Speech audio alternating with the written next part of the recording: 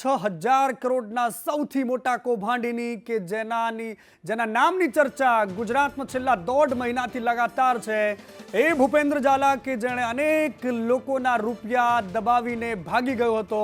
એ ભૂપેન્દ્ર ઝાલા કે જેણે એકના ડબલ કરવાની લાલચમાં અનેક લોકોને શિકાર બનાવ્યા। લગભગ 1.5 મહિનાથી ભાગતો ફરતો ભૂપેન્દ્ર ઝાલા આખરે પોલીસની પકડમાં આવી ચૂક્યો છે।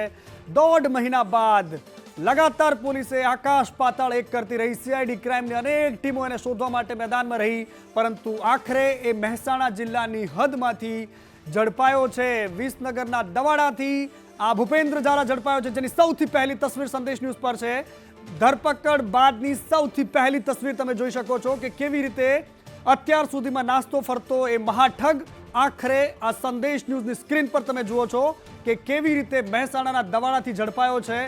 અને ભૂપેન્દ્ર ઝાલા કે જેને શોધવા માટે સીઆઈડી ક્રાઇમે આકાશ પાતાળ એક કર્યા, અનેક ટીમો બનાવી, રેડ કોર્નર નોટિસો બહાર પાડી, વિદેશમાં ભાગી ગયો છે કે કેમ એ દિશામાં પણ તપાસ કરી, અનેક એના સાગરીતોની પણ તપાસ કરાઈ, એના ભાઈની પણ તપાસ કરી, એના એજન્ટોની પણ તપાસ કરી, અને આ બધાની વચ્ચે આટલી મહેનત બાદ આખરે એ મહાઠગ પોલીસના હાથમાં આવી ચૂક્યો છે। મારા સહયોગી હિરેન રાવલ મારી સાથે જોડાયા છે। હિરેન,